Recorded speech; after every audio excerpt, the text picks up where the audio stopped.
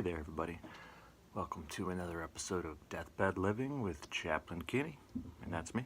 I'm Chaplain Kenny. Really happy you joined us again. I wanted to do a little study. I've had a lot of folks ask me what the word Dunamis means for our Dunamis Discipleship Ministry, and I wanted to go through that today and tell you what inspired that. It was about 6 years ago. I was thinking real hard and praying a lot about what I would call my discipleship ministry for the prison. And basically I reused an idea that I had had a long time ago. I guess it was probably around 25 years ago. I had a ministry, a men's ministry called Dunamis Discipleship Ministry, and it was for the men in the church. Back then I was a Pentecostal in the Assembly of God church. But it was for the men in the church who really wanted to go the extra level, or that next level in their walk with God. Whatever that means, you know what I mean? Just taking Him seriously and really wanting to do the stuff, you know. And back then I think I wasn't all about signs and wonders, but I was certainly curious. Followed that stuff to Toronto and to Pensacola, Florida. Man, I can't remember what year that was, but maybe some of y'all can remember the Brownsville revival. Pardon me.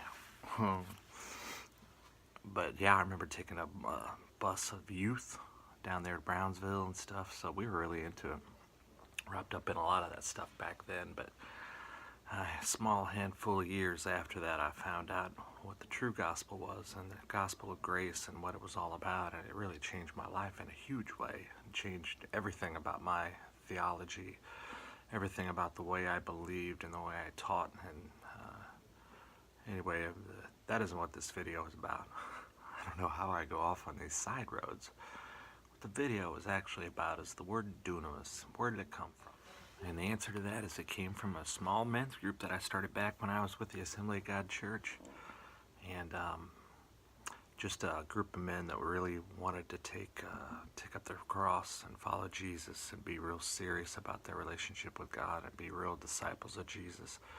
And that was back in the early 90s, I believe. I don't remember what year exactly it was, but it was the Dunamis Discipleship Men's Ministry. Some of you folks watching may remember. Some of you may have been part of it. It wasn't a huge thing, but there were some local guys. And our church was a pretty sizable church, so I guess it was maybe 10 or 15 guys. 6? I don't even know. Anyway, it was a long time ago. I'm doing well if I can remember what I had for dinner. It's pork chops.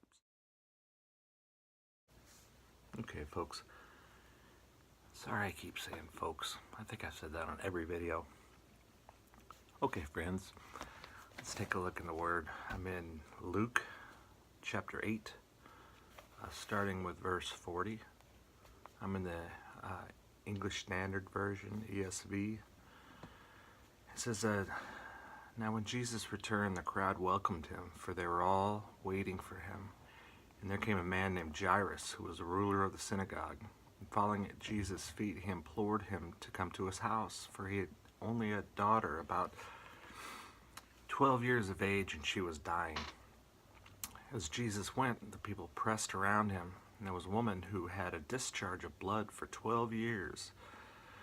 And though she had spent all of her living on physicians, she could not be healed by anyone.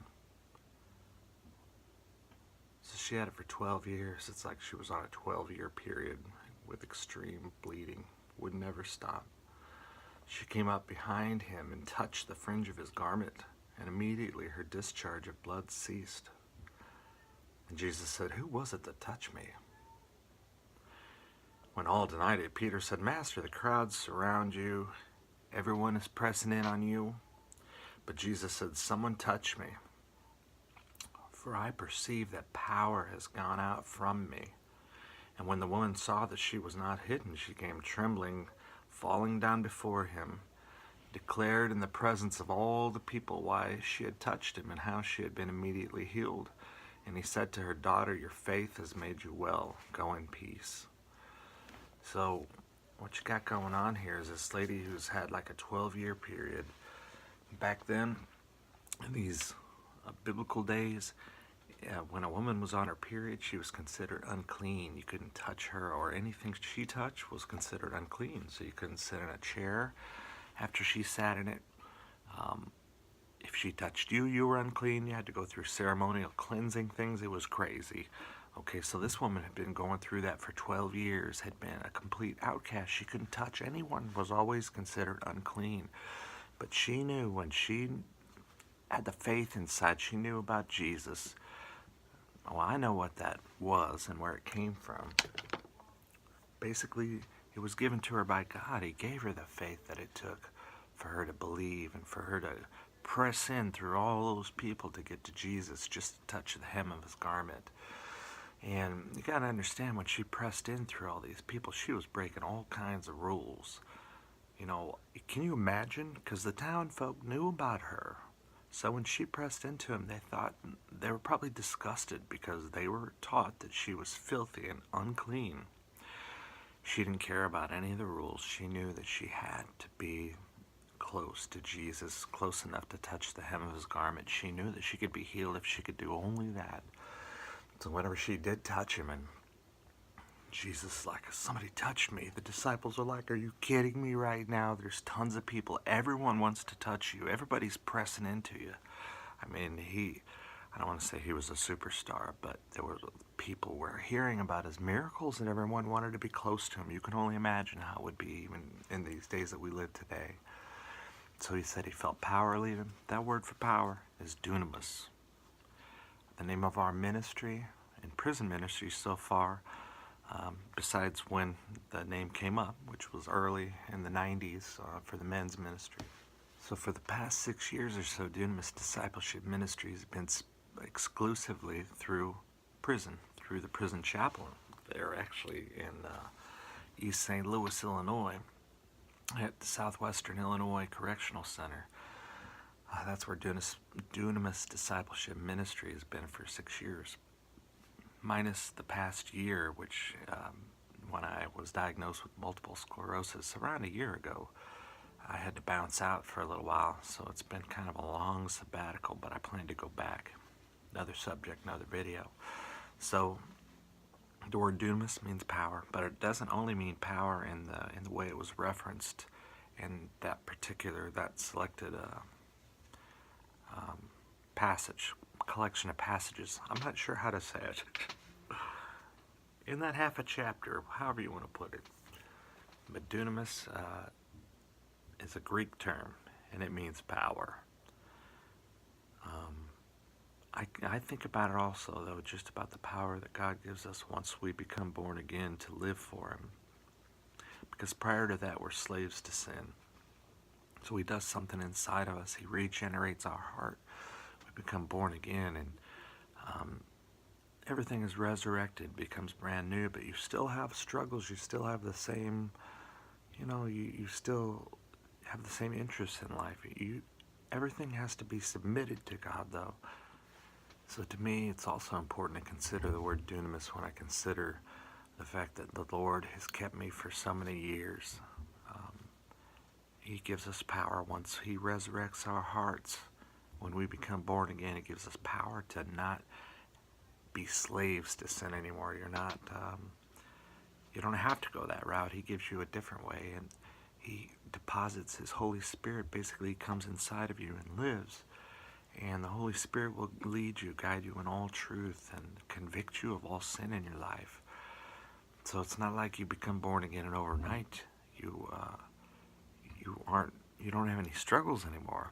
But you are a new creation overnight, because it's recreated your heart. So you're seeing things in life with a new filter. Everything becomes new. So anyway, dunamis power is it's the power that it takes, that God gives you, that he grants you to be able to live a life that's pleasing to him. You're going to fall, but he's going to pick you back up and brush you off. And Dunamis Discipleship Group is about how to do that, how to strive to do that, basically, in the real world. Not in this plastic world that a lot of the church stuff that you see on television. It's not the real gospel, folks. The gospel is about serving and giving. It's not about seeing how much you can acquire. All right. A lot of you know that. Some of you folks have been sucked into this stuff, and this prosperity gospel is something you believe is a true gospel, but it's not. Paul has very specific things to say about that, and we'll have another study on that. But for now, you know what dunamis means. That's what it means in my heart, as far as just God giving us dunamis power to live for Him in spite of all the obstacles and distractions. So when we did dunamis over in the prison, dunamis power means something a little different there. You know, I think you need a little thicker of an armor as a believer, especially as an ambassador of the Word, the gospel of the Lord in a place like that, because there's so much darkness and violence, and oh man, it's a very oppressive place. So Dunamis Discipleship Ministry in the prisons, to me, it was like, you really need to be equipped, and you can't be, if you're like me, I'm kind of an obsessive person. I don't want to use a negative term like that to describe my walk with Jesus, but I found that unless I'm completely absorbed, completely obsessed, enveloped, overtaken, I'm not sure what other adjectives to use, but the Pentecostals, I believe, would call it on fire. If I'm not on fire for God, it seems like I'm not near where I need to be. You know, when Jesus calls us to take up our cross and follow Him, it's not a light thing to take up your cross. Can you imagine that? I mean, you know what it means, right? That big, huge, bulky, nasty cross that He had on His shoulder, that He was dragging up the hill, you know, to Calvary. It wasn't pleasant. And He said, unless you take up your cross and follow me, you can't be my disciple. So, He was being serious. So if you take Him serious, then, you know, man, the only way I can strive to do what He's saying there, and man, when I say I'm striving, I desire to strive to do it. That's the only way that I think you qualify, you know, for taking up your cross and following Him, is actually striving to do that in your life, making it a point to try and do that in your life. And it takes daily effort. Just like if it was on your shoulder, you wouldn't. It's not an effortless thing. It's something that takes effort. Now, your salvation is not something that your effort can even contribute to. So I'm talking about something completely different there. But that's another subject and another video. So I'm going to wrap this up now, and just want to say, again, thanks so much for joining us. We're brand new, but I have a feeling the Lord's going to open a huge doors with this for ministry, just to get the gospel out, especially the folks who struggle. Maybe you don't have a church. I'd love to help you along. We can find a church together.